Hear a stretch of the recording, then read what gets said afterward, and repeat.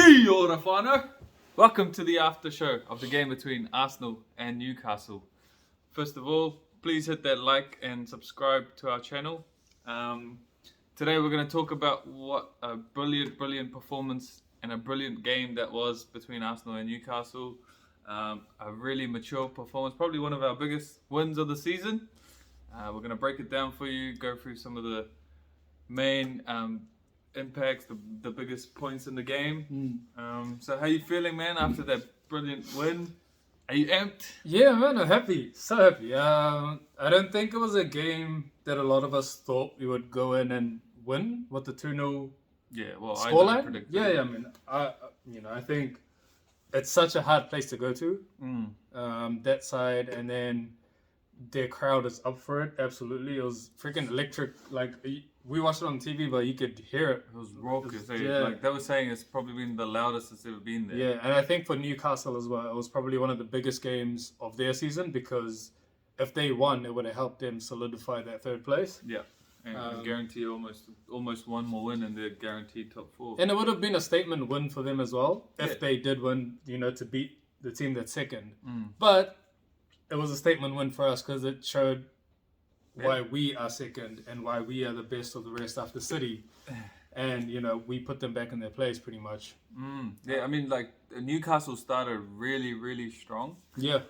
Their first 15 minutes, they were bossing us. They hit the post, I think, straight away within 2 minutes. Within, like 90 seconds, they hit the post. Yeah. And then, they were winning all the ball. They're dominating us.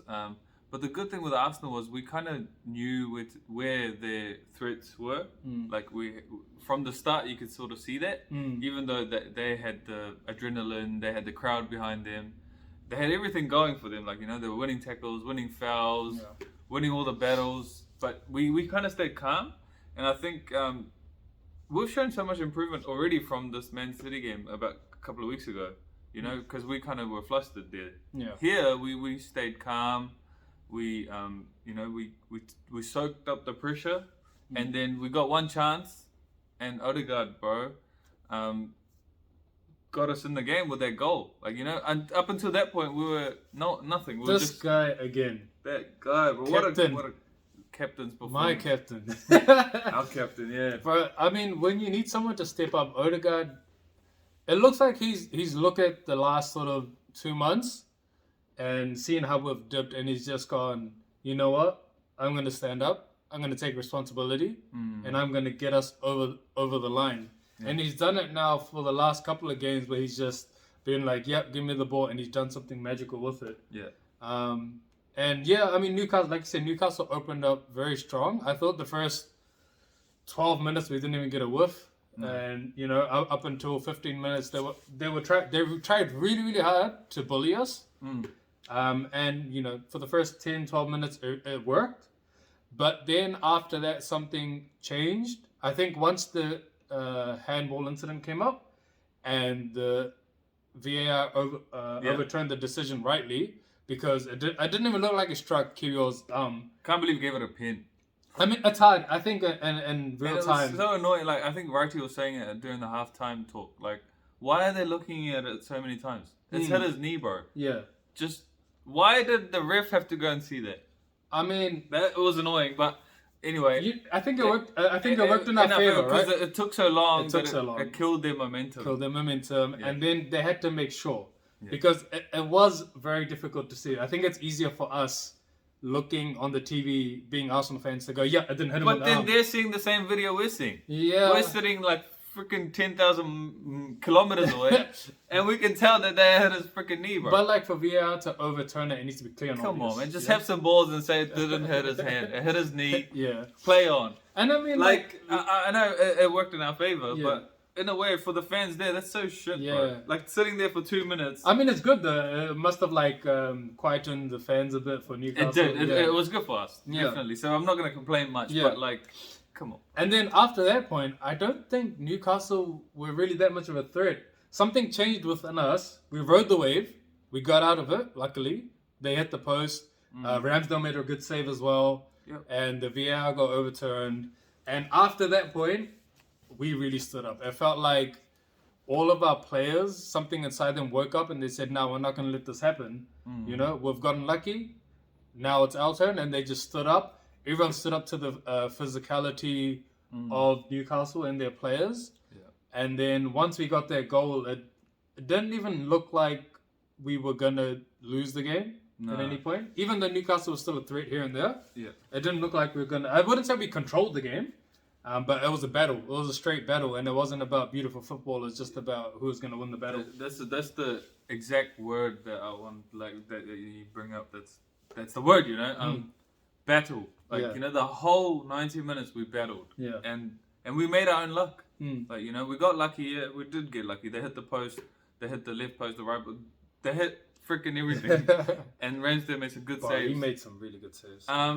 But we made our own luck because everyone battled. Like from our bench to even Arteta was battling freaking the fourth official. Yeah.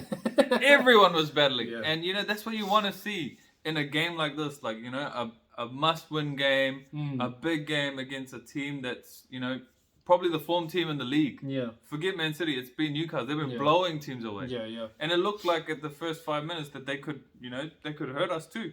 But what I liked in this game was Arteta got it right. Yeah. Like from the get-go. I agree. The selection was right. We talked about Martinelli starting. He started him, made the big call because Trossard's been good. Yeah. Started Jorginho. Yeah, started Jorginho, made the big call there again. Kiwior. Kept his faith in Kiwior. He got it right from the start, and also, like, we respected them. Yeah. Like, you know, we knew where they could hurt us. Like, Joe Linton, we talked about him, like, you know, Never take him to bed. But anyway, we talked about him being one of their best, like, you know, their best player. And he's so physical, so hard to stop. Yeah. And we negated him, bro. Like, essentially, he was probably nowhere. Yeah, the whole game. I think it looks like we really studied and set up for them. Yeah. And it feels like, you know, how we talked about how we didn't do that for City and they just absolutely dominated us. And it looked like Arteta maybe learned his lesson. Yeah, and he's learning so quick. Yeah, and it looked like in the first 10 minutes we did try and do what we were doing before. But then I think he instructed Xhaka to maybe sit back a little bit and help out Jorginho. And that allowed Jorginho to get a bit more free because he wasn't isolated. And then you saw him pick up spaces. He would drift into spaces where he didn't have to go into the battles. Yeah. And that's why he was able to avoid them so cleanly. And he's such a smart guy. He has really good vision. He knows where everybody is. So he used to get the ball and move it perfectly. Yeah. And you're right. Like his passing and movement is so quick. Like, you know, and that's why we opened them up. And we had like 2 or 3 one-on-ones. Bang, bang, bang. Within, like... The one-on-ones, Martinelli, Saka... there was another one. And I think Odegaard had another one as well. Yep. All of them, all they had to do was just a little bit into the corner and it would have been 3-4 goals. Some good saves as well. But like, we came up with them from beautiful play just from midfield. Like, you know, it was just really quick. Yeah. And it was Jorginho, bro. For me, the guy was like, we'll talk about man of the match later. But yeah, for me, it was him. Like, you know, let's talk about the players, right? Yeah. So let's start with Jorginho, right? Big call to start him. Big call to start him. You know, the first, like, if you watch it, the first tackle, I think it's Joe Linton or someone, absolutely cleans him out as well. And he gets up and he's like, you know what? I'm going to run this show today. And after that, like, normally after that, the other, like, you're flustered, like, shit, I'm going to get hit the whole game. But he took it on and he was like, yeah, I'm up for this shit today.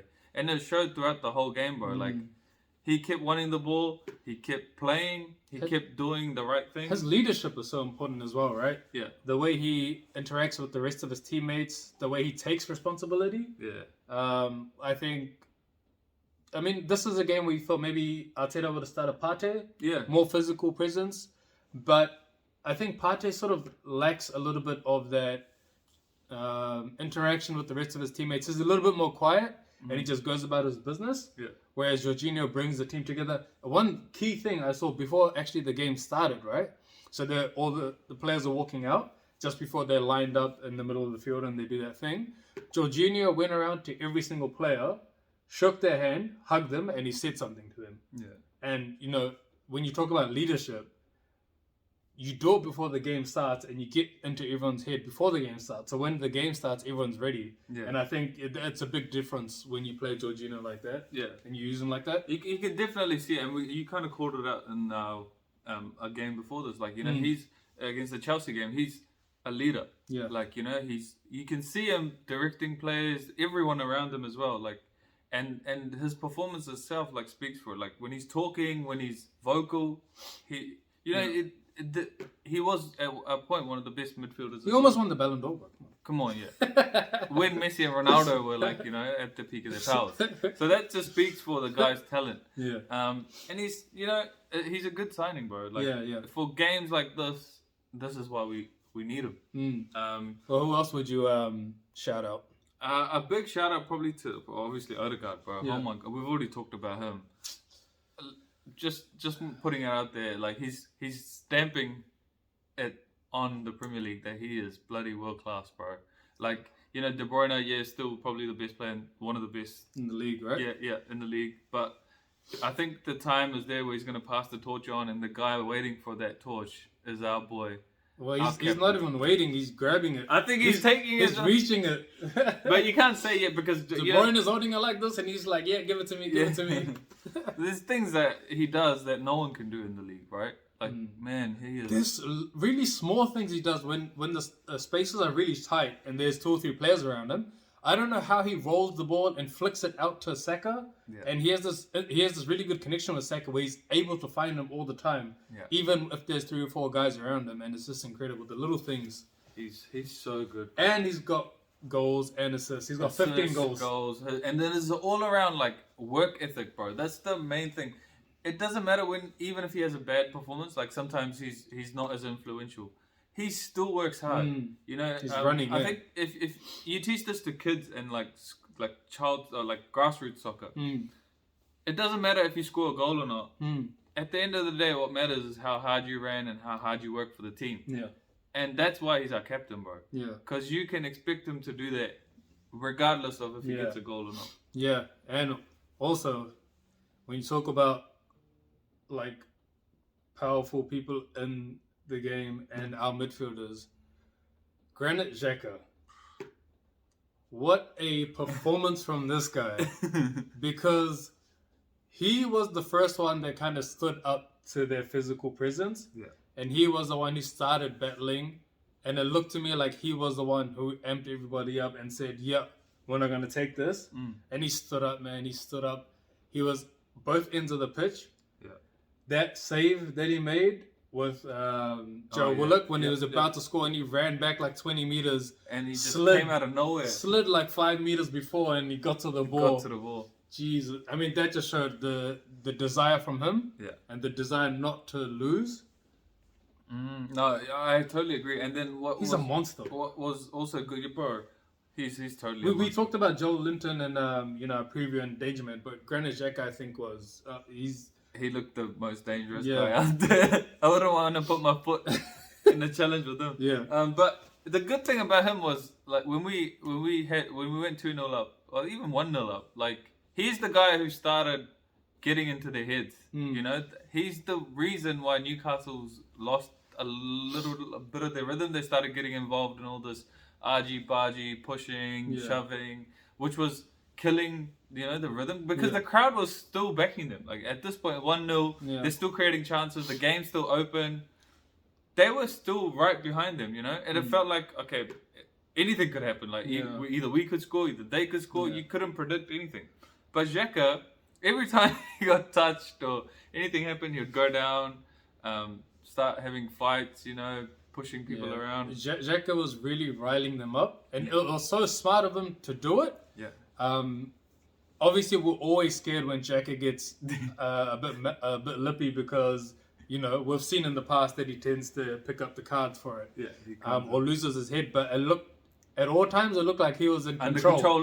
Because he would go, it looked like he was getting fired up, and he'll fire up the other guys, especially like Callum Wilson, just calm down. Joe Linton, and then once they're fired up, he just goes, yeah, sweet, I'm all good. Yeah, and he just walks out. Alright, bro, whatever.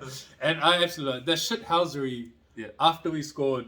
Every opportunity we took to go down, slow down the game, the goal kicks, the throw-ins, every time, like you said, Xhaka got touched, he went down, and he just started lipping off, got the ref involved, and he would take his damn time, and it worked because Newcastle did the same thing when they came to the Emirates. They were looking for the draw. They just wasted time right from the get-go. Yeah, So they got what there's a little bit of karma Yeah. coming back their way. And I guess all of it comes down to game management. You know, the last the last few games, you know, we haven't managed games the best. Let's be honest. Even that Chelsea game, we didn't we looked like we let them back into it. Right? Yeah. But this game, we were on it. Like, you know, we knew what we had to do. If we gave them a sniff, they're a team that would have scored 2-3. You know, if they got one. Yeah. So we knew that from the get-go, I think, that we can't let, you know, as soon as we're in the lead, we have to make sure we keep this lead. Yeah. And, the boys, you know, everyone helped out. Yeah. Like, I mean, a shout out to Saka, bro. Yeah. Because Isak, he was getting the better of Ben White. He was running rampant on Ben White. I'm not going to lie. And he's a player, bro, Isak. And he was quick and skillful. Yeah. He was getting around Ben White, but Saka, he's an out-and-out winger, right? He's absolutely amazing on the other side of the pitch, but the amount of work he did getting back, and the same on the other side with Martinelli, bro, both of them. Honestly, those two guys defensively, both of them ran their socks off, and they doubled up every time they could, right? Yeah. But attacking wise as well, on the other side of the pitch, they were so mature. Yeah. Because it looked like for both of them, every time they got the ball, it wasn't so much that I'm gonna run past you and score. They had a much more mature performance, I'd say. Yeah, they ran through the channels. They ran through the channels, the ball, slowed it down, and a lot of the times because there was a lot of battling all over the pitch, we didn't have our usual shape and attack. Yeah. And so Martinelli and Saka would run down the lines. They'll recognize that we don't have any support, and they would just slow it down. Yeah. Especially Martinelli, every time he got the ball down, and his goal came like that as well. Yeah. He took it down the line, and he's like, slow, okay, sweet, no one's here, they're still a bit away, slowly took it into the box, the defender kept on backing up, then he was like, oh, sweet, runs on the outside, hits it in, own goal. Well, if he did, if Shaz got the own goal, if he didn't touch it, Odegaard was right. Yeah, Odegaard was right behind him, in the far post, so... Yeah. But, that's, I guess, what we're talking about in terms of game management. As a whole team, we've kind of learned what to do when you take a lead in a situation like that, in a place like Newcastle, hostile. That's so smart. It gave us outlets.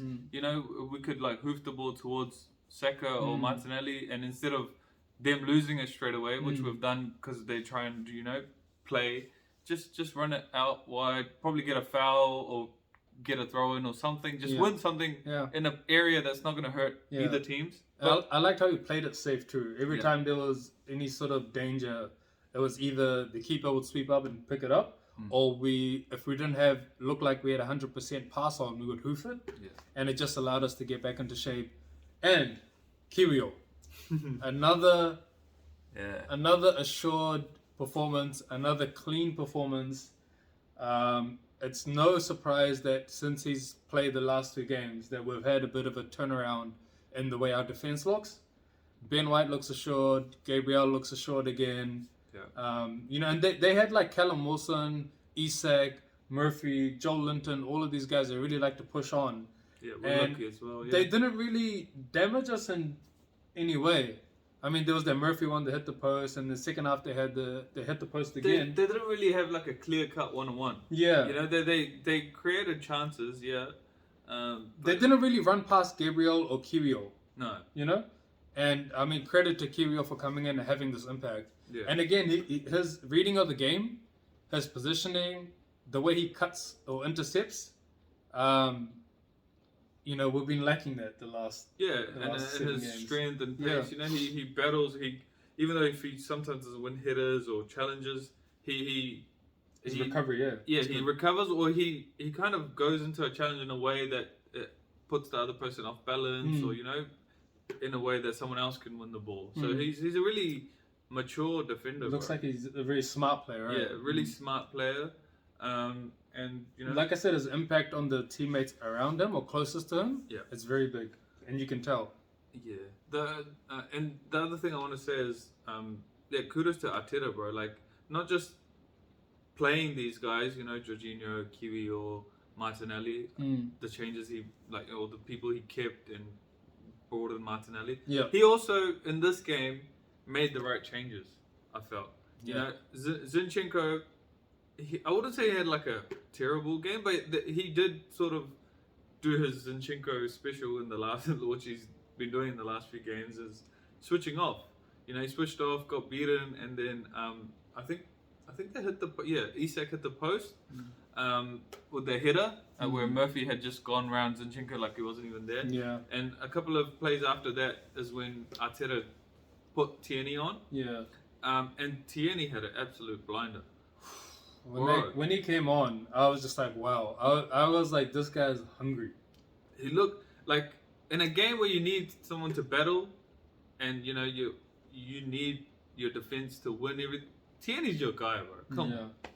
And I think he was especially He's like up the for this Scottish Pied Piper or some shit, Yeah, bro. I think he won everything. Yeah, and it was both areas of the pitch where he was like up and down, and he always got to the ball first. Always. Doesn't matter where it was. Yeah. Like it's like, what did this guy eat? And he just, he only had like what 35, 40 minutes, 30 minutes of football, but man, he was on it. I bro. feel like that's the only criticism of Arteta I have for this game is just that he didn't start Tierney. Because it looks like maybe if we started him, we could have been even more dangerous. Maybe, yeah. Yeah. But I think his go-to, like the way Arsenal shape is and the inverted fullback thing, and I kind of understand, but in other games he would have left Zinchenko on, and we would have probably conceded. But this game, he didn't wait for that. He made the change straight away. Yeah. He put Partey on, Yep. which was also a good change. Yeah. He played a little bit further forward as well. Yeah, he played further forward. You know, it helped us as well, and that's not an easy change. You know. Yeah. Taking off Odegaard.